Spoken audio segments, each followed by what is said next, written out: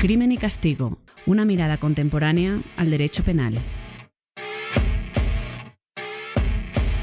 Buenos días, buenas tardes, buenas noches. Un saludo especial a quienes nos escuchan hoy en un nuevo episodio de Crimen y Castigo. Yo soy Valentina del Sol. Yo soy Camilo Urbano. Y yo soy Yesid Reyes, todos del Departamento de Derecho Penal de la Universidad Externado de Colombia. En el programa de hoy hablaremos sobre las tensiones entre los regímenes de justicia transicional vigentes en Colombia, que son el Sistema Integral de Verdad, Justicia, Reparación y No Repetición, y el Sistema de Justicia y Paz. En particular, analizaremos el caso de Salvatore Mancuso, quien alguna vez fuera segundo comandante de las Autodefensas Unidas de Colombia. Es un tema de gran actualidad, Yesid, por cuanto hace unos pocos días el país se encontró con la noticia de que un juzgado penal del circuito con función de ejecución de sentencias para justicia y paz concedió la libertad condicional solicitada por la defensa de Mancuso tras haber cumplido con la condena de 15 años que le fuera impuesta por un tribunal de Estados Unidos por el delito de tráfico de estupefacientes. Si bien la decisión no se hizo efectiva, ya que Mancuso tenía 30 órdenes de captura en su contra,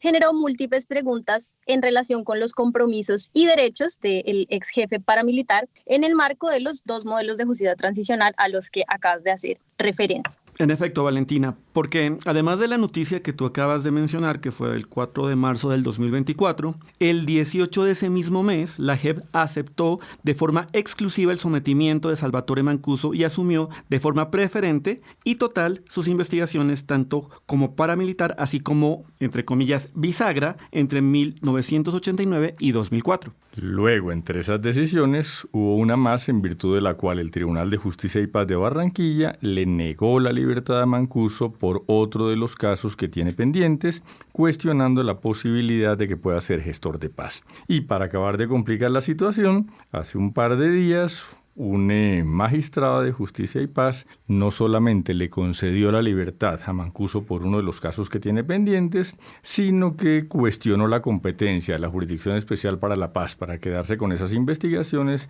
y planteó ante la Corte Constitucional un conflicto de competencias. Toda esta polémica, a su vez, es consecuencia de la decisión adoptada por la JEP en el sentido de aceptar a Salvatore Mancuso no en su condición de comandante paramilitar ni en calidad de tercero, sino como un elemento bisagra entre las Fuerzas Armadas y los grupos de autodefensa. De acuerdo con esa nueva figura, Mancuso habría hecho parte, de facto, no jurídicamente, de las Fuerzas Armadas. Este panorama complejo al que acabamos de hacer referencia, Camilo y Yesid, tal vez tiene un poco confundidos a algunos de nuestros oyentes y por eso, antes de entrar en materia, quiero remitirlos a que escuchen nuestro primer episodio en el que hablamos de los 5 primeros años de la Jurisdicción Especial para la Paz y que, después de poner pausa, vuelvan a este programa y escuchen el debate que tendremos en donde profundizaremos en algunas de las particularidades de este modelo de juzgamiento que surge en el marco de la Jurisdicción Especial para la Paz y también en el modelo de justicia y paz.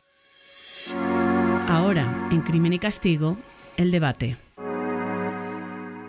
Bueno, asumiendo que conocemos los principios fundantes de la JEP, como tú lo dices, que tratamos en un episodio anterior, en nuestro primer episodio, de hecho, de este podcast, creo que podemos refrescar la memoria sobre otro modelo de justicia transicional aún vigente en Colombia, que es el modelo de justicia y paz. Para eso, quiero dar la bienvenida a nuestros invitados de hoy, el profesor Jorge Perdomo, doctor en Derecho de la Universidad de Bonn, profesor de nuestro Departamento de Derecho Penal y abogado litigante. Y además a la profesora Luisa Caldas, candidata a doctora y coordinadora de educación continuada del Departamento de Derecho Penal de la Universidad Externado de Colombia. Bienvenidos. Muchas gracias, un placer estar con ustedes. Hola, buenas tardes, ¿cómo están? Bueno, la primera pregunta, y para aclararle un poco a los oyentes, es ¿cómo así que tenemos dos sistemas de justicia transicional en Colombia? Tenemos a la JEP, tenemos también justicia y paz. Más o menos, si uno pudiera hacer una diferenciación entre uno y otro, ¿en qué consisten? ¿Por qué fueron creados? Bueno, Camilo, en el 2005 hubo un gran esfuerzo del Estado colombiano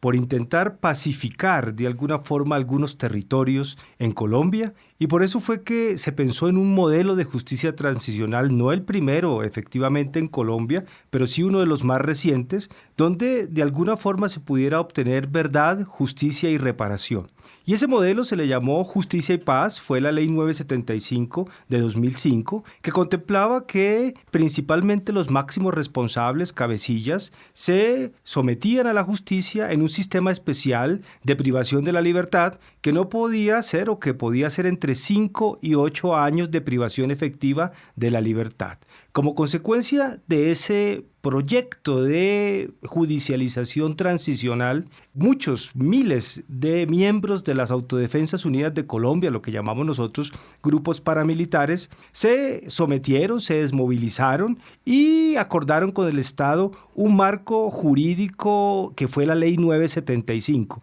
Pero yo sí quisiera recordar aquí que en ese momento esa Ley 975 se convirtió como en una salvación para un proceso que se había hecho, donde se habían ya concentrado los miembros de esos grupos paramilitares y había una cierta inseguridad jurídica. Y por eso se emitieron varias leyes que al final de cuentas buscaban regular la situación de algunos miembros de estos grupos del nivel, digamos, de la base, otros para los comandantes, y los que se denominaron máximos responsables se sometieron principalmente a la Ley de Justicia y Paz, fueron a sitios de reclusión especializados y se sometieron a penas entre 5 y 8 años de prisión, más una libertad a prueba posterior de hasta el mismo monto de la pena. Ese fue el primer modelo. Allí se sometieron todos los comandantes paramilitares, entre ellos Salvatore Mancuso. Pero luego rápidamente hubo un traspié de ese proceso. Y el traspié, que creo que es lo que nos tiene un poco en este galimatías jurídico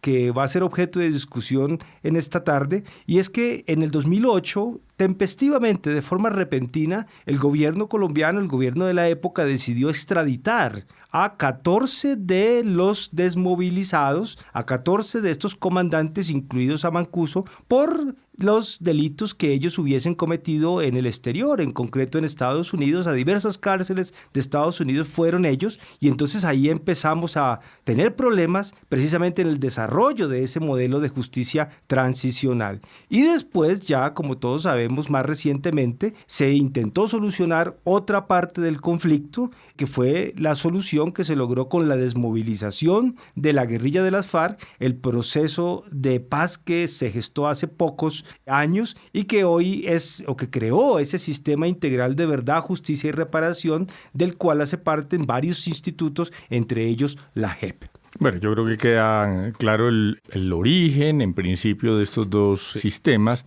Vayamos entonces ahora directamente al caso de Salvatore Mancuso, Luisa. ¿Por qué delitos fue o está siendo investigado en Colombia? ¿Por qué delitos fue juzgado y condenado en Estados Unidos? ¿Y qué tiene pendiente en Colombia en materia de delitos? Bueno, la situación de Salvatore Mancuso, creo que como la de la mayoría de máximos responsables de los grupos armados ilegales colombianos, háblese de guerrilla, háblese de paramilitares o de cualquier otra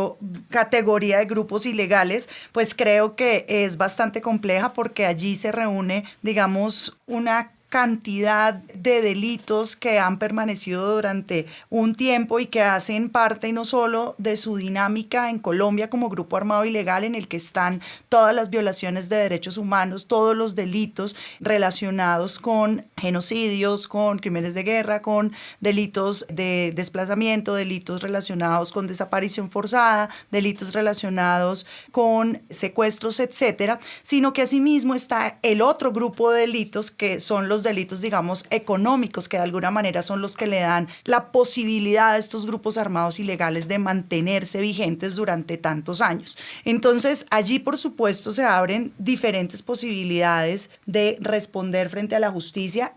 Por razón, obviamente, de los delitos que cometió relacionados con narcotráfico, y que son estos delitos, digamos, prácticamente, digamos, que tienen un origen en la necesidad de financiación de estos grupos armados ilegales, pues son los que principalmente motivan las extradiciones de Mancuso y de cualquier otro máximo responsable de grupos armados ilegales que se han dedicado a esta actividad ilícita para lograr financiación de sus actividades ilegales. Y adicionalmente, pues existen todos los delitos contra la humanidad, que son los delitos de los que precisamente se encarga la justicia transicional en Colombia, y son los delitos que hoy en día generan, digamos, la discusión de dónde debe estar Mancuso, si Mancuso debe estar en la JEP, si Mancuso debe estar en Justicia y Paz, si Mancuso debe responder por toda su carrera delictiva solamente ante la JEP, o también debe responder ante la JEP pero ante Justicia y Paz por otros delitos, etcétera, que digamos es en el fondo la discusión que creería yo ha generado que diferentes autoridades reclamen competencia frente a estos hechos.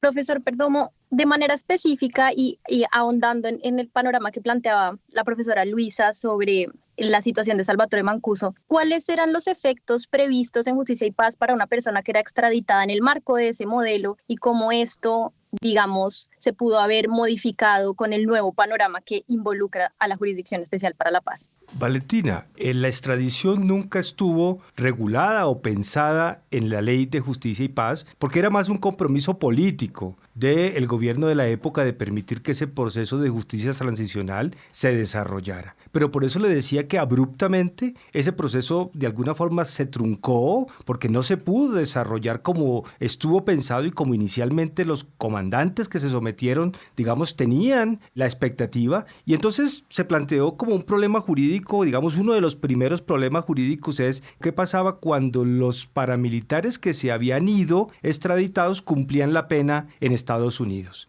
¿Qué pasaba con ellos cuando volvieran a Colombia? Si volvían a Colombia, ¿ellos quedaban en libertad o no quedaban en libertad? Era la primera discusión jurídica que creo que es importante, digamos, contar, porque eso es lo que tal vez nos tiene como en esa incertidumbre. ¿Mancuso debe o no debe quedar en libertad? Es como la pregunta que nos hacemos los colombianos todos, no tampoco son discusiones solo jurídicas. Y ahí, digamos que teníamos dos caminos, o el Estado ha tenido dos caminos. Uno, como ya lo dijo, en alguna decisión frente a Rodrigo Pérez Alzate, alias Julián Bolívar, diciendo que si un postulado de justicia y paz se le extradita y permanece en ese país, en el país extranjero en prisión, ese tiempo que estuvo privado de la libertad se le debe conmutar en la plena que le aplicarían en Justicia y Paz. Es decir, si estuvo más de 8 años privado de la libertad en Estados Unidos, cuando volviera a Colombia, como la pena de Justicia y Paz era entre 5 y 8 años, debería quedar en libertad. Y eso se planteó así en la decisión frente a alias Julián Bolívar. Sin embargo, esa jurisprudencia cambió y hubo otro caso, el caso de Eber Velosa García alias HH, que era comandante del bloque Calima, que frente a él se consideró que lo que él había pagado en Estados Unidos no guardaba relación con los crímenes internacionales cometidos aquí, sino que eran temas de narcotráfico exclusivamente, y que por eso cuando viniera aquí debía quedar privado de la libertad por cuanto no se podían conmutar esas penas.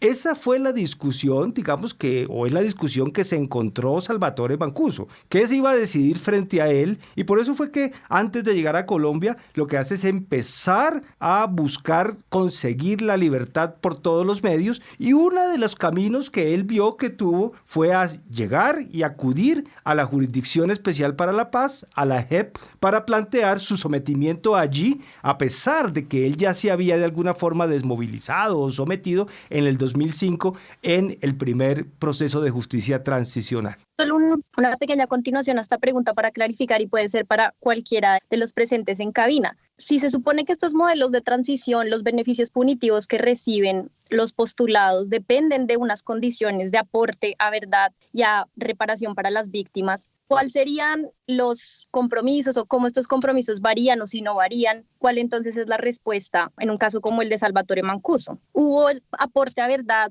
en el caso de Salvatore Mancuso que le justificara el beneficio punitivo? Yo creo que sí. Lo que pasa es que los paramilitares, cuando se desmovilizaron o se sometieron a la Ley de Justicia y Paz, adquirieron unos compromisos. ¿Cuáles fueron? Contar la verdad, entregar bienes para reparación y además reparar a las víctimas en reparaciones que se fueron dando lentamente dentro de ese proceso. Fue saliendo una verdad en esos procesos. Valentina, lo que pasa es que eso de alguna forma quedó truncado porque fueron extraditados en 2008 y desde las cárceles de Estados Unidos ellos como que no querían ir a las audiencias porque ellos se sentían que habían sido de alguna forma traicionados por el Estado colombiano, quien les había incumplido las reglas bajo las cuales ellos decidieron desmovilizarse y entregarse. Entonces creo que ahí faltó y seguramente falta mucha verdad, mucho cumplimiento de compromisos, y por eso también hemos venido conociendo en Colombia que el proceso, no solo con Salvatore Mancuso, sino con muchos otros de los desmovilizados, no ha sido completo porque no han cumplido a cabalidad con con las exigencias de justicia y paz. Ahora, la misma justicia y paz, el sistema de justicia y paz, previó qué pasaba cuando se incumplía. Lo que pasaba o la consecuencia era que podían ser excluidos de justicia y paz.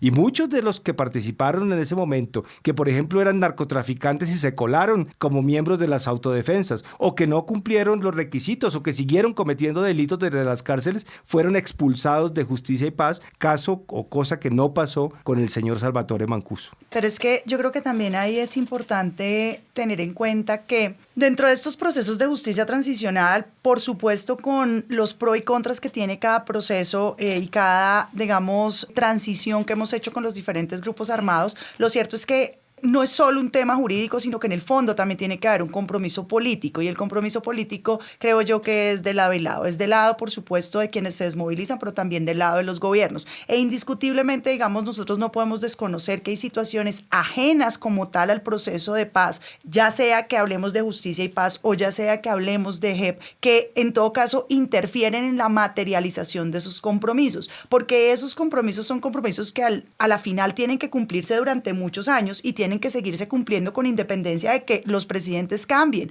O sea, el Estado tiene que mantener sus compromisos y eso desafortunadamente no ha pasado en ninguno de los dos procesos, además. Entonces, ¿eso qué genera? Genera que, desde mi punto de vista, desde mi perspectiva, lo que hay es un espacio abierto para que quienes se someten a este tipo de procesos, pues siempre tengan algún tipo de gabela o algún tipo, digamos, de opción para seguir diciendo que tiene más que dar, pero que le den más beneficios, que es más o menos lo que está haciendo Mancuso. Con independencia o no de la extradición, lo cierto es que él hubiera podido contar toda la verdad en su momento, que no lo quiso hacer es otra cosa, y que de pronto sí la contó, y ahorita solo él sabe qué es lo que quiere él entender como verdad, y que él ahorita considera que no contó todo y que hay más para decir o hay más para dar, y que entonces con base en eso va a pedir ahora o pide, y prácticamente ya está por lo menos de manera previa admitido en la Jurisdicción Especial para la Paz. Y pues la reparación lo mismo, se supone que ellos entregaron todo en su momento cuando fueron a Justicia y Paz, se supone que ellos ya le, digamos, aportaron al Estado todo lo que tenían para indemnizar las víctimas, pero ahora dicen que no. Entonces realmente lo que hay también es un juego, por supuesto, de parte de quienes se someten a este tipo de procesos, porque pues si siempre se puede tener algo mejor, porque hay un proceso de paz siguiente que ofrece mejores condiciones y mi situación jurídica pues no está definida, y menos en el caso de Mancuso, que la decisión de Justicia y Paz dice que tiene 32 medidas de aseguramiento vigentes por 2.800 o 3.000 delitos adicionales, pues aquí perfectamente podemos estar en el año 2.200 y vamos a estar discutiendo lo mismo, porque esto nunca va a tener un corte, digamos, como lo estamos de cierta forma manejando. Esto me lleva a una pregunta que quiero abrir a la mesa y es muy, muy concreta. ¿Mancuso debe o no debe estar en la JEP? ¿La JEP es competente para conocer los crímenes de Mancuso? Solo para contextualizar, Camilo, claro, cuando eso se discutió durante las conversaciones de paz en La Habana, la conclusión a la que se llegó parecía clara. La respuesta de los paramilitares: no pueden estar dentro de la Jurisdicción Especial para la Paz, básicamente porque no se puede hacer un proceso de paz sobre un proceso de paz. Se dejó abierto solamente un canal, que es la posibilidad de terceros financiadores de las autodefensas, quedando entonces clarísimo, se pensaba en esa época, que los que hubieran hecho parte de las autodefensas como combatientes estaban por fuera de la Jurisdicción Especial para la Paz. Pero bueno, ahora lo que ha dicho la JEP, que ha generado todo lo que comentaba el profesor Perdomo hace un rato, viene de una discusión sobre ese punto de partida. Sí, yo creo que, como dice Yesid, es entendible que existan dos sistemas de justicia transicional, porque uno fue primero parcial y después vino el definitivo. Pero yo creería que lo óptimo de esto tal vez es que hubiera habido solo un proceso de paz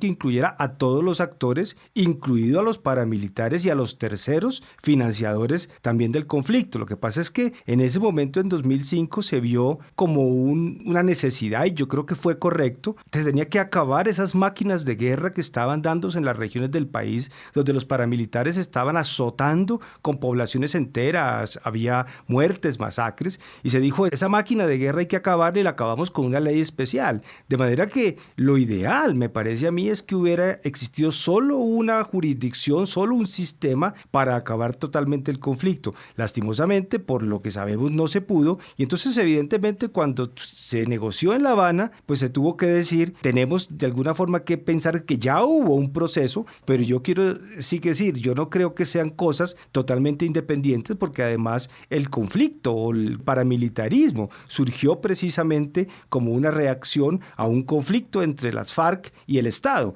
de manera que creo que la relación material siempre existió, y por eso a mí no me disgusta en absoluto que la JEP, y para ir respondiendo un poco la pregunta que hace Camilo, la JEP pueda tener competencia sobre esto, sobre todo cuando para mí es claro que el proceso no se desarrolló a cabalidad porque, como lo decía al principio, esos comandantes fueron extraditados y de alguna forma no se cumplió integralmente con lo pactado en la ley 975. Yo estoy de acuerdo con Jorge. Yo creo que nosotros estamos abriendo, digamos que una compuerta muy compleja con todos los procesos de paz que estamos armando. Ahorita estamos en otro. Entonces, yo coincido con Jorge en algo. Deberíamos tener un solo sistema de justicia transicional para todos, porque es que nuestro conflicto armado es uno solo. Nuestro conflicto armado no es el conflicto armado de Colombia con los paramilitares, Colombia con las BACRIM, Colombia con la guerrilla, Colombia con el ELN. No, es un solo conflicto armado donde participan múltiples actores, y yo creo que abrir un proceso, abrir una jurisdicción para cada una de las negociaciones realmente termina siendo sumamente complejo y desgastante desde el punto de vista de la legitimidad de la justicia.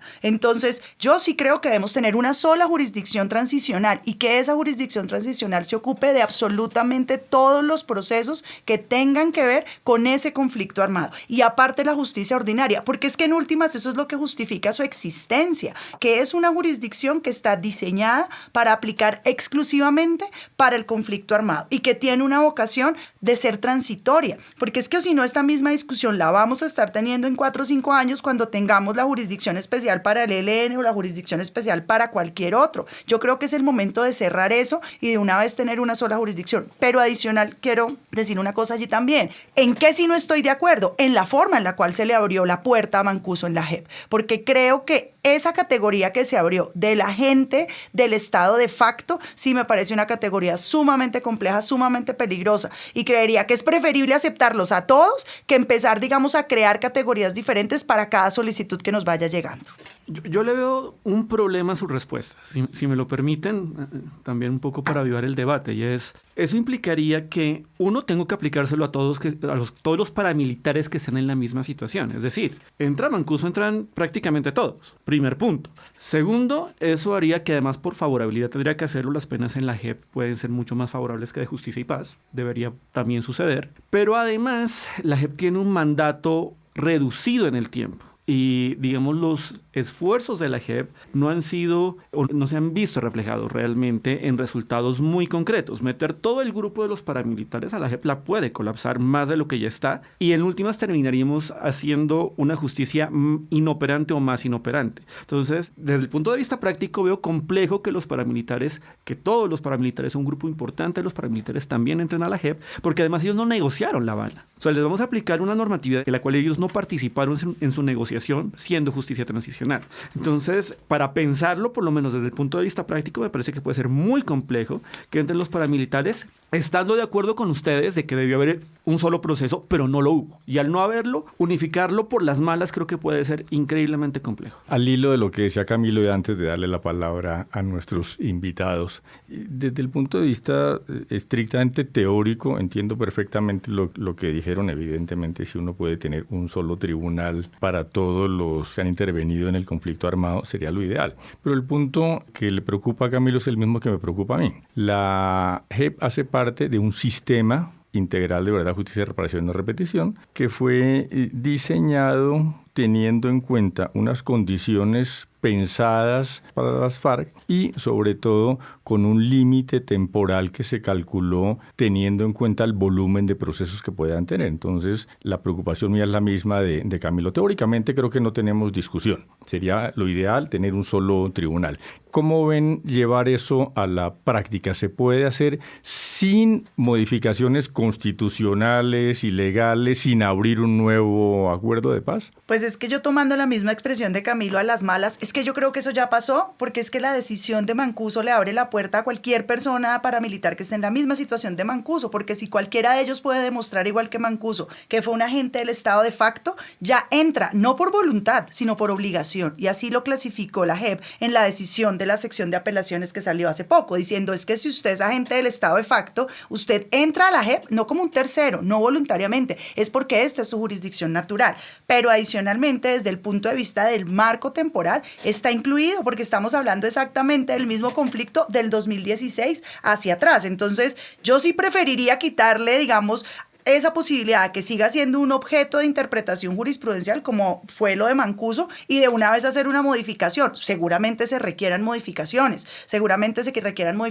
no sé, constitucionales, legislativas, pero sí hacer la modificación y permitir de una vez que uno solo se quede con todo, porque si no esto me parece más desgastante, porque a todo el que le vaya un poquito mejor en la JEP va a empezar a pedir lo mismo. Yo creo que ustedes plantearon un problema que es cierto. Es decir, yo no creo que la JEP tenga la capacidad suficiente, la infraestructura y un mandato temporal como para poder ahora empezar a asumir el conflicto propio del paramilitarismo. Para eso ya tuvimos Justicia y Paz y en eso yo estoy totalmente de acuerdo con ustedes. Lo que pasa es que yo creo que la JEP pues todavía lo que quiere encontrar y es avanzar en un componente del sistema de justicia, que es la verdad. Yo creo que precisamente una de las cosas que seguramente lleva a la JEP a decir Mancuso, lo quiero aquí, le acepto su sometimiento y además de forma competente, de forma total y absoluta, como lo hizo además para decidir sobre su libertad, que fue la decisión que se tomó el 13 de marzo de este año. Cuando la JEP hace eso, lo hace precisamente, y así lo dijo,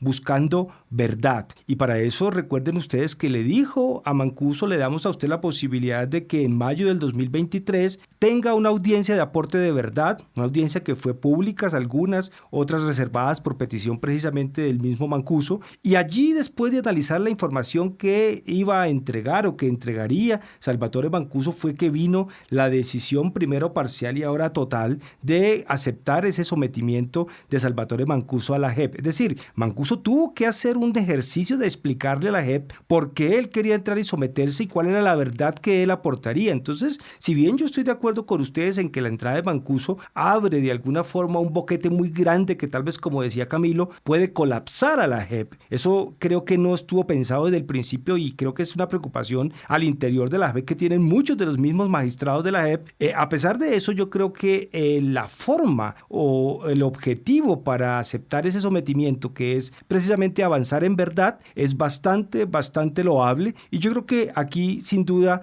va a haber una actuación discrecional de la JEP en este sentido. Frente a cada caso irá a analizar la conveniencia de una persona, aceptarla como sometida a la JEP y yo no creo que se abra pues la puerta para que todo el sistema ahora empiece a entrar por ahí, pero sí veo que por lo menos el caso de Mancuso, que es un caso muy grande, un caso donde él era uno de los máximos comandantes de no solo las AUC como tal, sino de los bloques, del bloque norte, Montes de María, de Córdoba, él que hacía parte de una estructura paramilitar tan grande, pues el caso simple de él es un caso enorme que sin duda va a tener tropiezos en materia práctica en la JEP. Segunda pregunta concreta. Aunque todavía estoy... No hemos respondido concretamente. Sí, claro.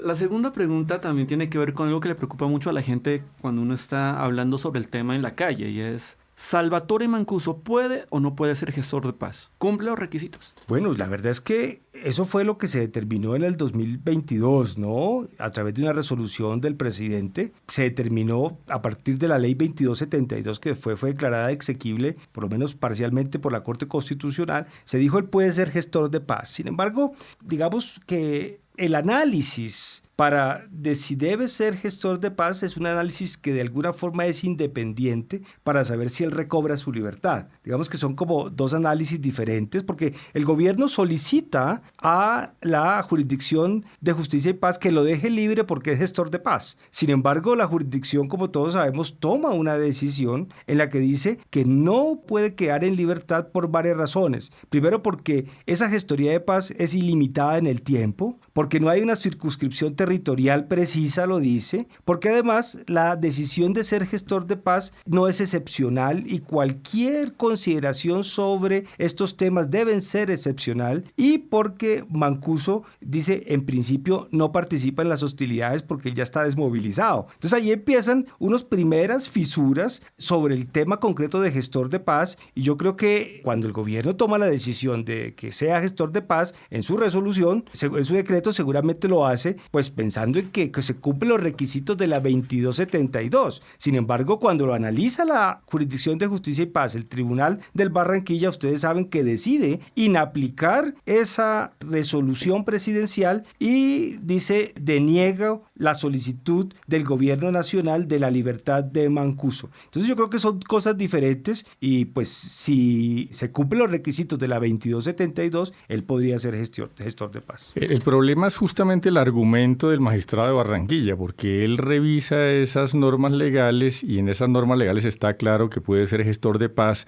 un integrante de las autodefensas. Y Mancuso no es un integrante de las autodefensas, es un ex integrante de las autodefensas. Luisa. Sí, en efecto, el magistrado de Justicia y Paz en Barranquilla hace la revisión de las normas, pero encuentra que en el decreto 1175 de 2016 se permite que también lo estén los exintegrantes. Entonces, digamos que allí lo que termina, pues desde mi punto de vista, concluyendo Justicia y Paz, pues es que finalmente esos decretos que se produjeron en su momento, el del 2016 específicamente, pues excedían, por supuesto, lo que la ley les permitía y que por eso un exintegrante no tenía cómo ser un gestor de paz. Pero adicionalmente, y digamos que complementando un poco lo que mencionaba Jorge ahorita frente a que esa resolución del 2023 que nombró a Mancuso gestor de paz, pues no cumplía con estos requisitos de excepcionalidad, de ser limitada, de ser tanto en funciones como en territorio. Pues lo cierto es que si uno también mira la designación de Mancuso como gestor de paz y si uno mira cómo, digamos, la resolución lo designa, prácticamente lo está designando es como un asesor de un proceso de paz, porque allí realmente lo que dice es que contribuya con su experiencia y conocimiento al diseño de procesos de desarme colectivo. Bajo ese punto de vista, cualquiera de nosotros podría ser gestor de paz, porque cualquiera podría prestar efectivamente su conocimiento y su experiencia en procesos de paz, no desde la práctica, sino desde la teoría, para que pudiera realizarse un proceso de estos. Entonces, allí, por supuesto, yo encuentro razonable la decisión en la medida que, pues, definitivamente no está limitada. Bueno, ahorita Yesit y Camilo decían que ellos tenían ciertas preocupaciones en relación con la inclusión de Mancuso y de otros miembros o exmiembros de fuerzas paramilitares en la Jurisdicción Especial para la Paz. Mi preocupación se relaciona con una discusión sobre derechos humanos. Si la Corte Constitucional decidiera que el caso de Mancuso, al resolver el conflicto de competencias, corresponde a la Jurisdicción Especial para la Paz, ¿ustedes creen que los derechos de las víctimas y los derechos de los procesados, en este caso los derechos de Mancuso, estarían en tensión o estarían garantizándose mutuamente en ese escenario? Yo pensaría, Valentina, que digamos en el eventual caso que la Corte Constitucional decida que es la JEP la competente, porque así fue planteado el conflicto de competencias positivo, yo pensaría que se siguen garantizando todos los derechos. ¿Por qué? Porque, insisto, aquí de lo que se trata es de un aporte de verdad. Y yo sí creo que ese proceso de justicia y paz, a pesar de que hubo mucha verdad, muchas declaraciones, se contaron muchas historias espeluznantes, donde además hubo muchísimas víctimas y las víctimas se encontraron con sus victimarios, se abrazaron en muchos casos, se pidieron perdón, porque este proceso, si bien no tuvo el éxito que hubiésemos querido, fue un proceso de sometimiento, desmovilización exitoso. Si bien eso sucedió, yo sí creo que por lo que hablaba hablaba de que se truncó abruptamente, quedó muchas cosas por contar, muchas cosas por decir, y eso precisamente que si se logra en la Jurisdicción Especial para la Paz, que Mancuso y quien determine la Jurisdicción Especial para la Paz cuente la verdad completa, pues yo sí creo que eso redundaría en la garantía de derechos de las víctimas. Lo que pasa es que yo sí entiendo, y también eso hay que verlo desde la perspectiva de las víctimas que están participando en la JEP. El problema es que se pueda desbordar la acción y el trabajo en la JEP al tener, por supuesto, ahora a Mancuso y seguramente a otros que se van a postular, pero yo sí quiero recalcar que, en mi opinión, la JEP es totalmente autónoma y las decisiones deben ser discrecionales frente a la necesidad de construir ese elemento de la justicia transicional, que es la verdad, frente a otras peticiones que hagan otros paramilitares. Y ya yo, por último, sí quisiera referirme al tema de la libertad. Yo sí creo que es correcto que Salvatore Mancuso quede en libertad. Y lo digo que es correcto no solo porque ya la Corte Constitucional en algún momento en una tutela ya lo había dicho, sino porque no podemos nosotros dejar de aplicar principios tan importantes del derecho penal también en la justicia transicional, donde de alguna forma tenemos un sistema diferente como la favorabilidad, porque evidentemente el que él haya ido extraditado a Estados Unidos y haya pagado una pena allá fue en el incumplimiento de un acuerdo político que él tuvo, que hizo con el Estado. Él podía haber cumplido sus 8 años aquí y así hubiera sido condenado por 3.000, por 2.500, por 3.000, 4.000 graves hechos de violaciones de derechos humanos. Su compromiso y lo que él aceptó fue una privación de la libertad de entre 5 y 8 años. Y estuvo 16 años o casi 16 años privado de libertad en el exterior por una decisión que se tomó en el mismo marco de las discusiones de justicia y paz, porque lo extraditaron, no se sabe si precisamente para callarlo, para que no contara la verdad, y por eso es que a mí sí me gusta que ahora vuelva y por lo menos ofrezca una verdad y que sea la JEP la que valore si esa verdad es correcta o no lo es. Yo sí creo que Mancuso debe quedar en libertad y ahora pues el juzgado de garantías de justicia y paz ha determinado que debe quedar en libertad y plantea el conflicto para ellos, pero también la JEP había dicho ya que era competente total y para los temas de libertad yo estoy seguro que cualquiera de estas dos jurisdicciones va a terminar avalando la libertad de Mancuso, que en mi opinión es el camino correcto, jurídico, precisamente para que avancemos de procesos de justicia transicional. No podemos ir, perdónenme la expresión, conejeando a quienes les venimos ofreciendo mecanismos judiciales de desmovilización y sometimiento y para después, por aterrarnos porque fueron grandes delincuentes, terminar incumplirle los compromisos que fueron adquiridos. Pero yo sí quiero ahí mencionar algo. A mí sí me parece que los derechos de las víctimas sí realmente aquí están de alguna manera desprotegidos por una razón, porque es que la admisión de él a la Jurisdicción Especial para la Paz es solo en 3 macrocasos, es del el 3, el 4, el 6 y el 8, no es para más macrocasos. Entonces, la pregunta es, ¿y dentro de esos 4 macrocasos están todos los hechos que son 30.000 por los que está en Justicia y Paz? Pues es que eso es lo que seguramente no sabemos y no vamos a saber nunca, porque es una comparación, creo yo, que casi que imposible de hacer. Entonces, la pregunta allí es, si todos esos casos están incluidos, yo diría, no habría afectación porque se están conociendo todos, pero si no están incluidas, sí habría una afectación muy grande, pero adicionalmente estaríamos entonces suspendiendo sin ningún tipo de fundamento los derechos de las víctimas de Justicia y Paz que no están incorporadas en la JEP, porque entonces esas víctimas tendrían, ya que esperaron la extradición que tanto ha puesto de presente Jorge, ya se esperaron todo ese tiempo, ahora se toca esperarse que se resuelva en la JEP, entonces el problema de estos 4 macrocasos. Entonces allí sí creo yo que habría una afectación a las víctimas. Bueno, creo que ya quedamos con un nuevo tema para un programa de Crimen y Castigo en el que hablemos sobre la garantía de derechos de las víctimas en los distintos modelos de justicia transicional y concretamente en los procesos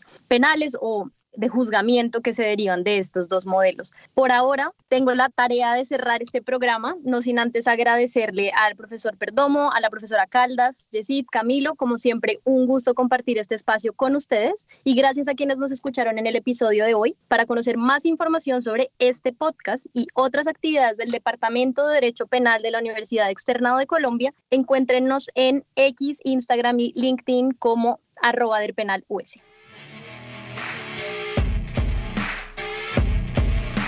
Nos vemos en una próxima edición de Crimen y Castigo, una mirada contemporánea al derecho penal.